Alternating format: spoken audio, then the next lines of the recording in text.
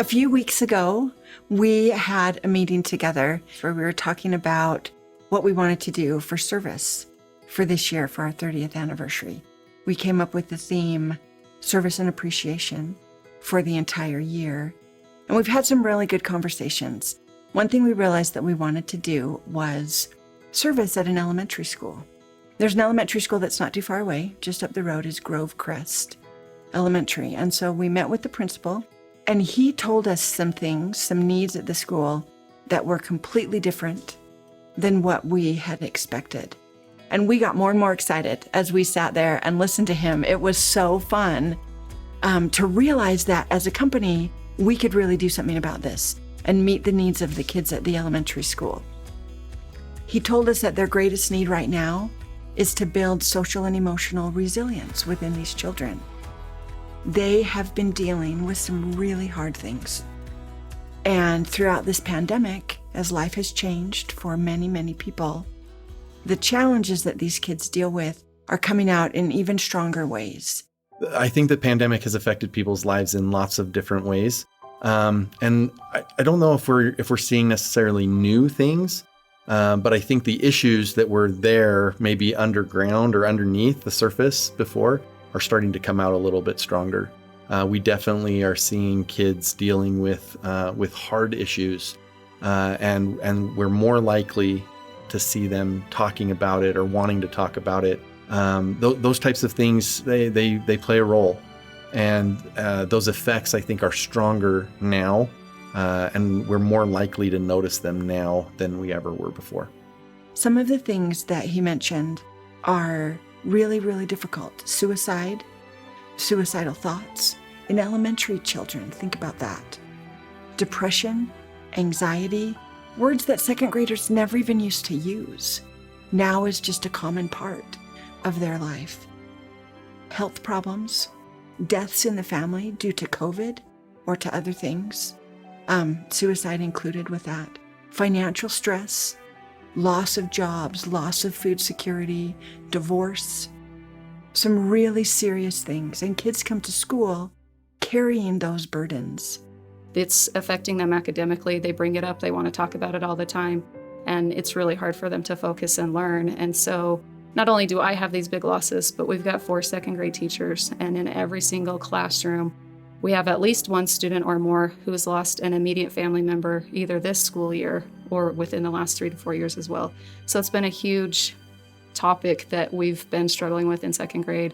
Mrs. West in second grade is the one who is spearheading this. And as she has done research, and as she's considered her own background, she not only was able to recognize some of the challenges that these kids are dealing with, but she also has been able to find some things that they want to do as a school to help benefit the kids. She found an author, Tiffany Papageorge, who wrote a book that deals with grief and loss in children. And Tiffany actually emailed me back and said, I would love to meet with you and your principal. I got a lot of great resources and things I can share with you. And so that's how I got into contact with Tiffany. And then she had an interview with us. She had gone through a lot of loss and things as a kid and was struggling, and her English teacher gave them assignment, and they had a choice to go through a bunch of different choices of how to do their project, and she chose to write a book about it, and she now is nationally known. She works with hospitals and counselors, school districts, and is trying to help people with loss of all forms, whether it's moving or losing a friend or losing a baseball game. So she wants to bring in Tiffany Papageorge to the school to do training with the staff, with the students, and also with the parents. That is a huge cost, many thousands of dollars, to bring in Tiffany Papageorge. Here at Test Out, we know that we can help, and that's going to be really exciting. Another thing that they want to do is build a wellness room. And this really touches my heart when I think of a wellness room. It's not something that was necessary when I was in elementary school, but times are not the same. It's a place where kids can go in as they feel themselves starting to rile up or amp up. It's a chance to go and regulate and calm down before a problem escalates out of control.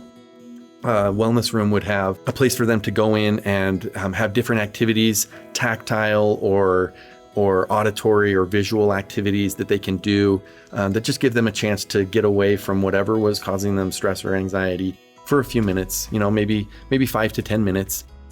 It'll be a time for them to kind of take a break and be ready to refocus and be ready to go back in the classroom.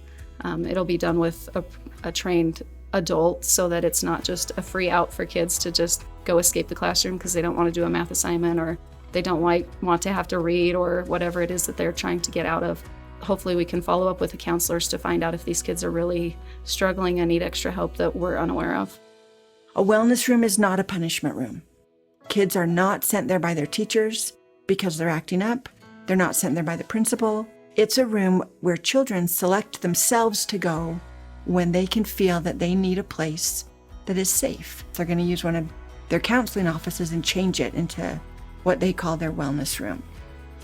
The wellness room will have soft paint on the walls, a screen with soft pictures and calming pictures. It will have music they can listen to. It will have puzzles, riddles, magnetic sand was something that the principal mentioned specifically, art kits, things that will help themselves calm down. When we went up to the school to talk to the principal about this on another day, I sat in the parking lot for a little while and I watched the kids. It was the beginning of the school day.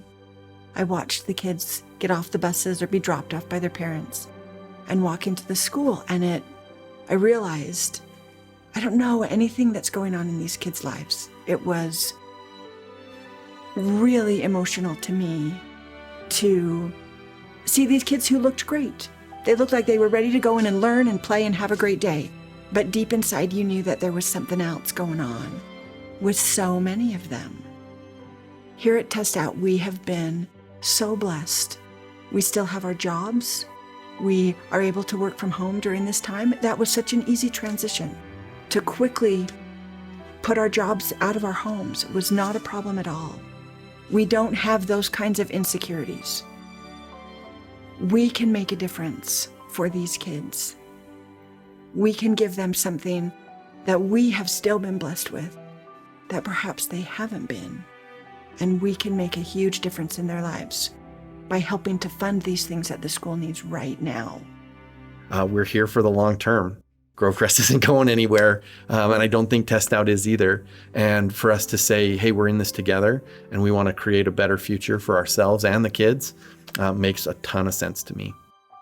These kids are super resilient kids these days, and they go through a lot. And we just want to be able to, at Grovecrest, be able to provide them with the things that they're lacking or needing to help them to be their best selves. And the more community support we can get and community involvement we can get, the better. And I know that as Test Out employees, we can come together and do this. It's going to be exciting. So we're asking the employees to contribute money to this adventure. We want everyone to have some skin in the game on this. We need to collect this by sometime in May. We haven't picked a final date yet. We'll give you all of those details. But we want to collect money. $5,000 is our goal. And then Test Out will match it. So we'll have at least $10,000 to donate to the school, which will be a good chunk of what they're hoping for to allow them to get started. Like I said, the outpouring of support from the community, even in just the last few weeks as we've kind of gotten this started, has been tremendous. I'm really overwhelmed. By the support and kindness of people. It's really, really cool to see people rally for kids. We recognize how important it is, and it just helps me know that I have the best job in the world. We give hope. We change people's lives through education, using breakthrough technology, and we can help these kids.